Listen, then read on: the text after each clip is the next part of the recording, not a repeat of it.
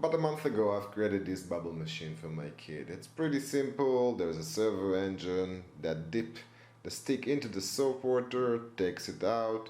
There is a fan here that blows air and creates bubbles. I'll put a link to the video of how it works in the description. Few days back there was a huge storm and the carton box here and there was a leg here got water damaged, so I had to bring it out to fix it. And I said, well, if I'm already bringing it back to fix it, I want to show you the unit that controls it, the board that controls it, and give you some information about that one. If you find this video useful, please like it and share it and subscribe to my channel. So this is the board that controls everything. It's based on the 80MB8 here. It's called Dagu. They're mainly used to build Bluetooth RC cars for kids. They're really cheap, and this one is even cheaper than the rest of them because here was supposed to be USB. This is the chip, the FTDI, and they're not installed. They're making this board really cheap, but also faces a problem. How do you program it? So I want to take advantage of this board to show you two techniques of how to program something that doesn't come with an FTDI. One is the SPI connector here, and the second one is using those pins here which have RX and TX. I'll show you the spec of the board later to program it with an FTDI. So let's go to work.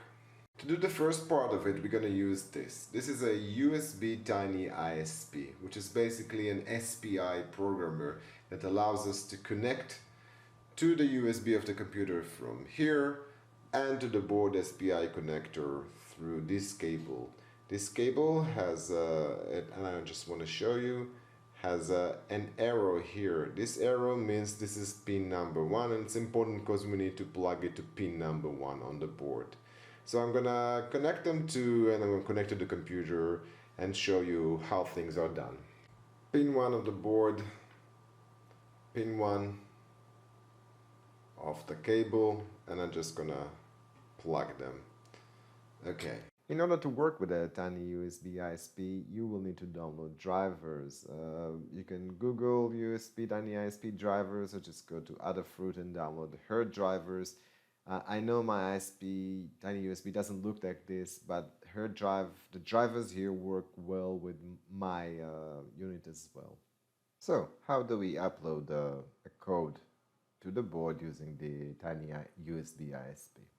So first I've chosen the Blink example out of the basic Blink example. Now let's go to Tools. The board has to be an Arduino NG or older. That's a specification for this board. The processor, as I mentioned, is an 80MB8. And a really important thing, and here is where the difference is from using a port. As you can see, my port section is great, meaning I don't have anything that the IDE consider as a legitimate port. Here you see a programmer, USB TinyUSbISP. Now most of you will either use this button to upload, or just go to Sketch, do upload, or press Ctrl U. Uploading using a programmer, you need to use this option. Upload using programmer, pretty simple. So we're going to press this one, and it's compiling, uploading, and we're done. Let me show you that the board is blinking first. And as you can see, the board is blinking. The difference between upload and upload using programmer is when we're using upload using programmer, we are connecting through the SPI connection of the microcontroller, and we're uploading the data directly into the memory.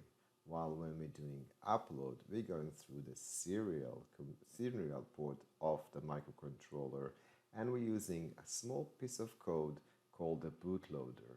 The bootloader stays resident on the microcontroller, and whenever time we're uploading a new piece of code, it gets stored after the bootloader in the memory. The bootloader itself has a protocols. It knows how to get the compiled data from the computer and store that in the memory. So now let's go and burn a bootloader on this microcontroller and we'll connect an FTDI and use upload to show you how it's all working. In order to burn a bootloader, we'll go to Tools. Again, we have to make sure that the board is the correct board, the processor is the correct processor, and the programmer is the correct programmer, same as before, and we press Burn Bootloader. And it compiles the bootloader and it's burning it on the board. Now it's done. I'll now show you how I'm connecting the FTDI to it, and we'll take it from there. This is the pinout of the board. As you can see, this board here in the image has a USB connector and it's USB to UART chip, which allows us to communicate through the USB to the UART, to the serial port of the board, using the bootloader, as I mentioned before, to upload the new software to the microcontroller. Now, we're going to use the TX and RX, which are the serial port, the UART, the serial port here, to connect to an FTDI. FTDI is a USB to UART chip that allows us to send data from the IDE to the microcontroller using the bootloader, as I mentioned before. One more thing we'll need to do is to connect the reset pin to the DTR, the data terminal ready pin on the FTDI. And the reason for that is we need to reset the microcontroller before we can upload the data for it. And why is that? Because we need the bootloader to kick in first and check if there is a serial communication trying to get into the board. If there's a serial communication trying to get into the board, the bootloader is going to kick into action, get all the data with a defined protocol, store it in the microcontroller, and then start the microcontroller with the new code. If the bootloader does not find any attempt of communication, it will just jump to the next section of the memory, which is the stored program over there. So now let's go and connect the FTDI and see how things. A quick review. This is my FTDI. You can see the pinout here: DTR, RX, TX, VCC, CTS, which we don't use, and ground. And you can see I've connected it here. We got the 5-volt ground, RX to TX and TX to RX. And the last thing is the DTR, which is connected to the reset pin with a 100 nanofarad capacitor. Now let's go back to the computer and I'll show you that I can upload the code through here. So again, using the blink example, just this time I want to change it to 500 milliseconds here, so it will blink faster, so you can see it's actually been uploaded. Now, if you go to Tools, and you can see now I got a COM3. The COM3 is my FTDI. You probably will need to install drivers that are easy to obtain from the internet. Just Google FTDI drivers or whatever the USB to UART model you're using. And now we can just press this and it will upload the data in a regular way. Uploading, done uploading, and I'll show you that the board is blinking faster now. So as you can see, the board is blinking faster, so we uploaded the code. This concludes today's tutorial.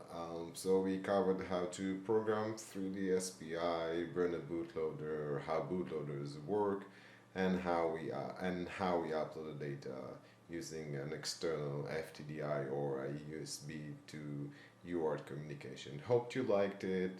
If you did, please like it, share it, and subscribe to my channel.